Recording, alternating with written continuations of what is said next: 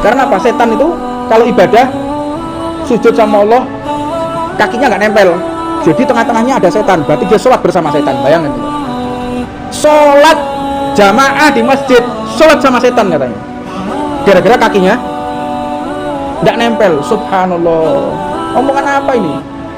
Semuanya sholat itu kakinya harus nempel, aku gak iso.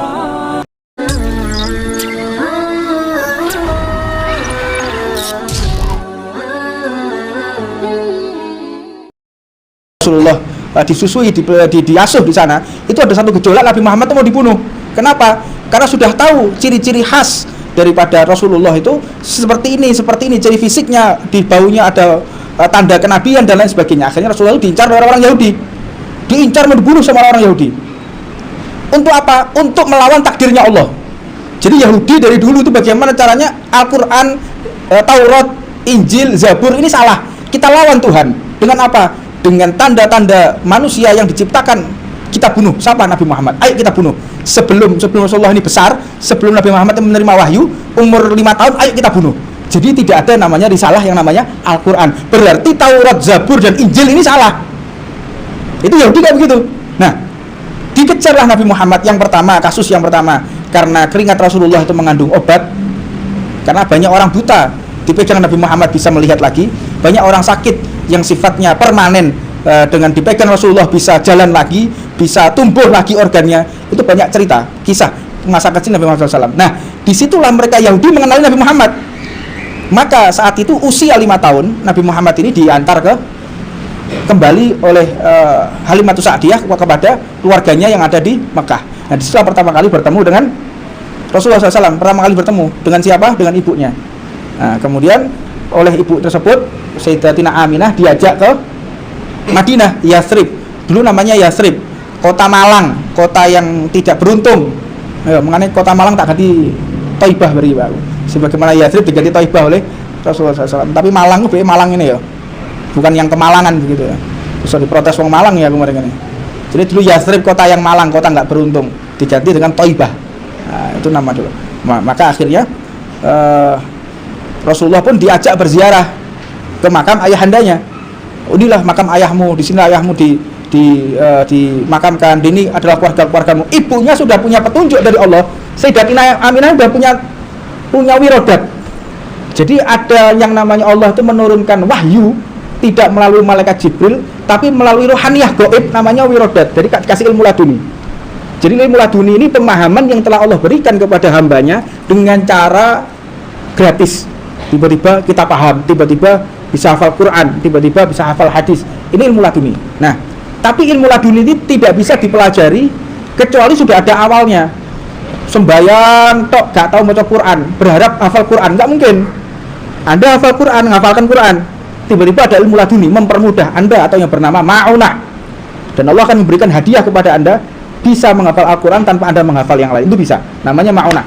Itu oleh ulama kita katakan ilmu laduni. Nah, akhirnya Sayyidatina Aminah ini sudah memprediksi bahwa Rasulullah, bukan prediksi, kalau prediksi itu bisa benar bisa salah, tapi sudah meyakini Nabi Muhammad itu akan hijrah kembali ke Madinah. Sudah diketahui oleh ibunya. Apakah ini bukan pertanda keimanan? Ini pertanda keimanan bahwa Rasulullah sudah diajak ke Thaibah, diajak ke Yathrib atau katakan Madinah Al-Munawwarah.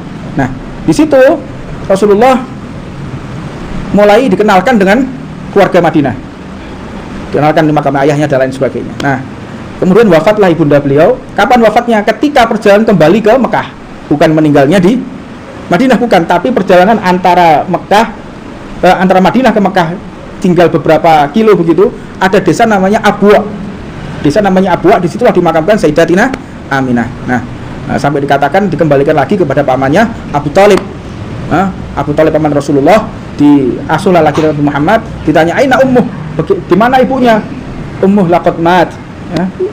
Dikatakan ibunya benar-benar wafat. Nah, disitulah Rasulullah mulai mengingat dimakamkan ayahandanya, dan kembali Rasulullah ini menziarahi. Ini poinnya.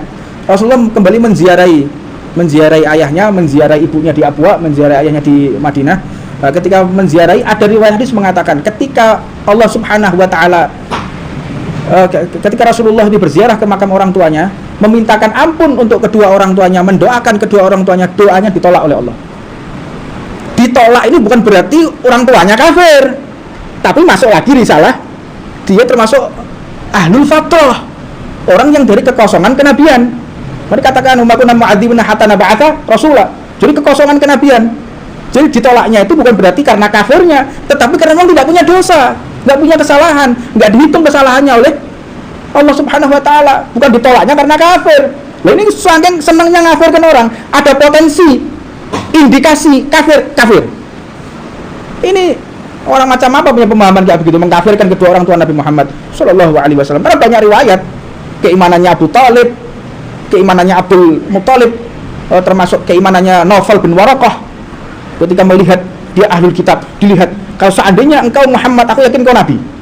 Kalau engkau sudah bertemu dengan malaikat Jibril, aku akan mengimanimu. Berhubung kau belum dilantik oleh Allah, usiamu belum 40 tahun, aku pasti akan beriman kepadamu. Naufal bin Waraqah sudah tahu kalau Nabi Muhammad ini pasti penutup para nabi. Abu Thalib juga demikian. Tapi keislamannya ditutup supaya bisa melindungi Nabi Muhammad. Kalau sampai keislamannya itu ditampakkan, tidak bisa melindungi Rasulullah Shallallahu alaihi wasallam. Nah, kisah ini dipelajari agar kita semakin tahu siapa Nabi Muhammad dan semakin kita bisa berprasangka baik kepada Rasulullah SAW, tidak mengkafirkan orang. Sekarang lihat, bid'ah kafir. Orang tua Nabi Muhammad dalilnya ini kafir, dalilnya ini kafir.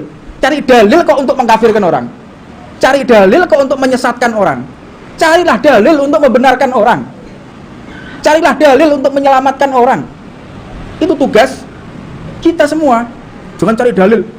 Ini sholat kakinya nggak repet. Oh berarti kaumnya setan. Karena apa? Setan itu kalau ibadah sujud sama Allah kakinya nggak nempel. Jadi tengah-tengahnya ada setan. Berarti dia sholat bersama setan. Bayangkan coba. Sholat jamaah di masjid, sholat sama setan katanya. Gara-gara kakinya nggak nempel. Subhanallah. Omongan apa ini? Semuanya sholat itu kakinya harus nempel. Aku gak iso.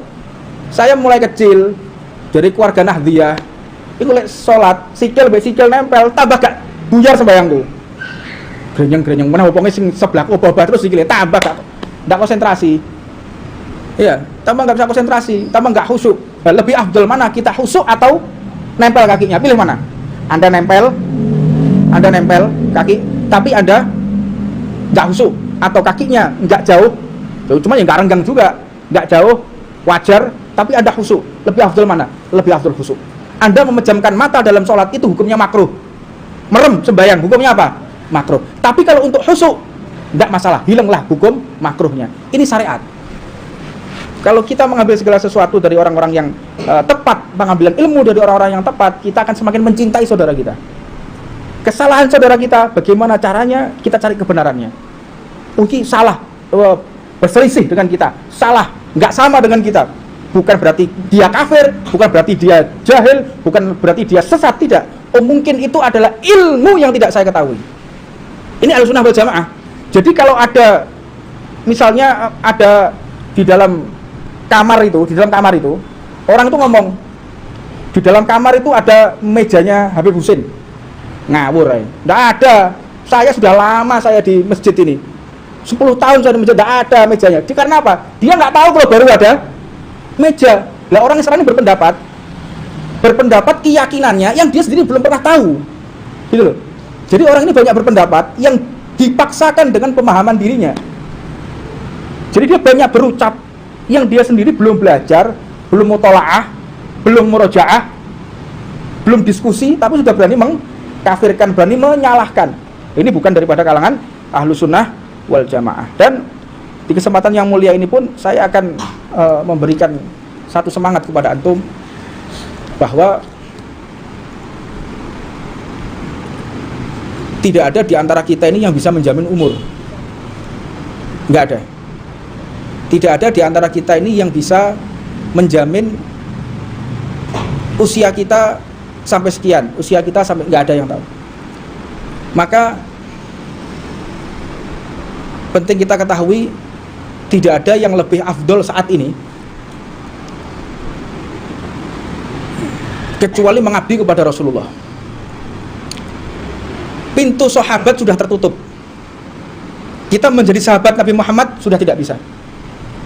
Tapi menjadi murafiqnya Rasulullah masih ada kesempatan. Kita bertempur bersama Rasulullah sudah tidak bisa. Karena apa? Rasulullah sudah wafat. Sudah nggak bisa. Kita menjadi termasuk sahabat Nabi, nggak bisa. Tapi kita bisa menjadi sahabat Rasulullah di akhirat, bukan di dunia. Dengan apa? Dengan bersama-sama berkhidmah di majelis taklim. Berarti Anda termasuk sahabat Nabi Muhammad. Anda yang menjadi laskar, Anda yang menjadi kru, Anda yang berkhidmah di majelis. Berarti Anda dipilih oleh Allah menjadi sahabatnya Nabi Muhammad ketika nanti di akhirat. Jangan sia-siakan hidup ini. Ada kesempatan, ada waktu, bagaimana caranya kita bersama-sama membangun majelis. Ya saat ini di hadapan kita ada majelis Ar-Ridwan di Tuban. Ini adalah wadah kita, alat kita, pintu kita menjadi sahabat Nabi Muhammad di akhirat.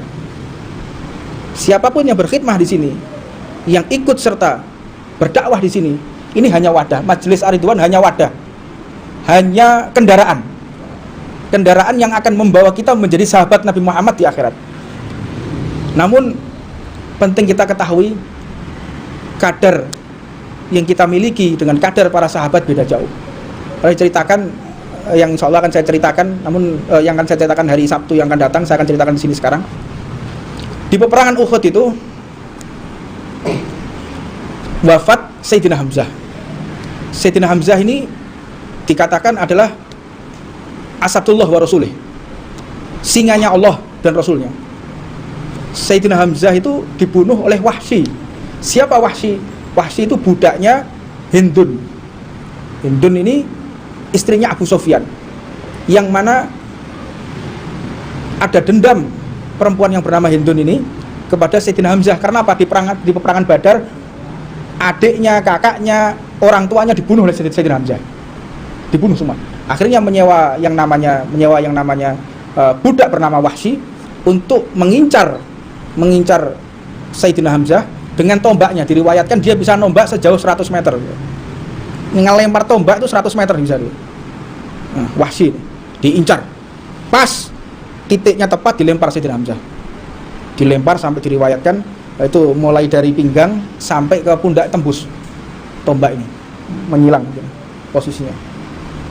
Di keadaan seperti itu, Sayyidina Hamzah masih membunuh lebih dari 50 orang. Keadaan seperti itu. Nah,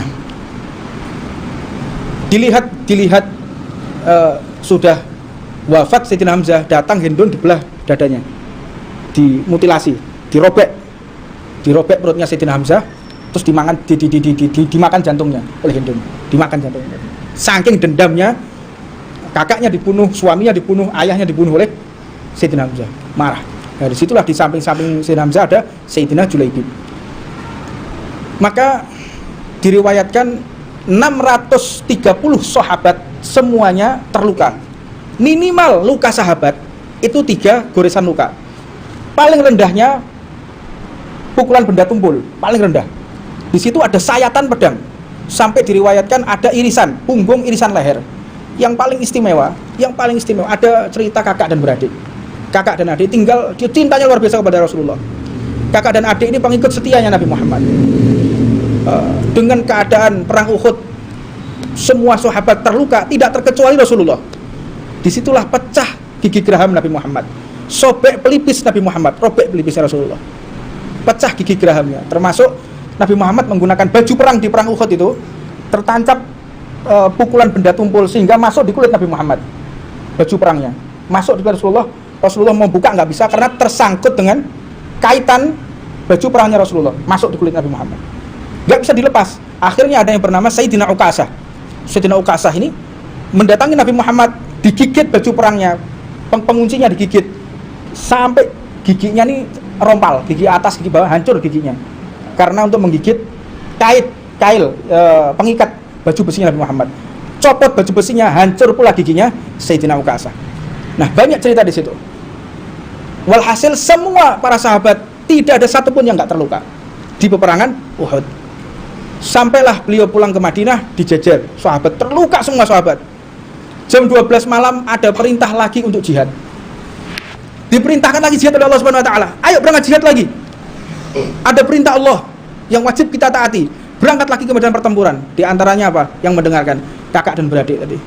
Yang diriwayatkan si kakak kakinya robek sebelah kanan ternganga, punggungnya robek, termasuk kakaknya juga bagian bawah lehernya ini teriris sampai sobek. Adiknya juga demikian, hancur badan dua-duanya.